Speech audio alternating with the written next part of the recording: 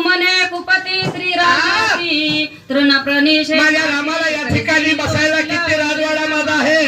अविदेमध्ये गेलात ना, कोण कोण गेलात तुम्ही जाऊन आलात अविदेत. आपण गेलो ना, जाऊ द्या. गारवा चालू झाला बाबा, थोडा बाबा म्हणून इतके समजा हे गारवा हे माझ्या बालीरामाला सोसणार नाही ना. बरं असं का करू लागली तू?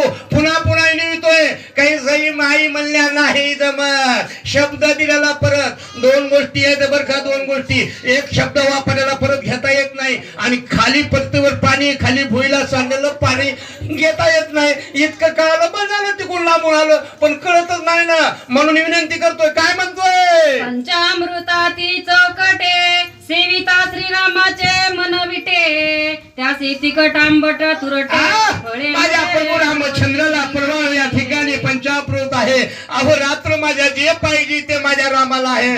आणि त्या रामाला वनामध्ये गेल्यानंतर आंबट बोर, आंबट गाचे हे गाजर कार बोर तिकडं आमच्याकडं आहेत वर्ग डोंगरात. हे असले तर या ठिकाणी माझ्या रामाला जर समजा कसा माझा राम खाईन बरं. पाची पकवांना खाणारा आणि माझा राम आहे. खरं सांगा बरं त्या ठिकाणी थोरात महाराज, पाची पकवान माणसाला आवडतं का? बाजरीची भाकर, चोंदळ कुंब्याची भाजी आवडती. गावरान खाणारा माणूस आहे, जाऊ द्या.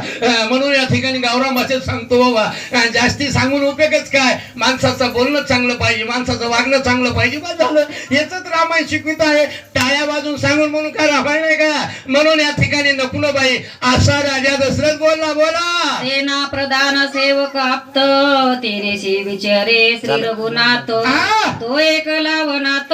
माझ्या प्रभू संघ किती सैन्य बरं होता. आणि सेना त्या प्रभूच्या पायावर लोटंगण घालते. प्रधान आहे तो. सगळे या ठिकाणी अविद्या नगरी माझ्या प्रभूला विनंती करते आहे.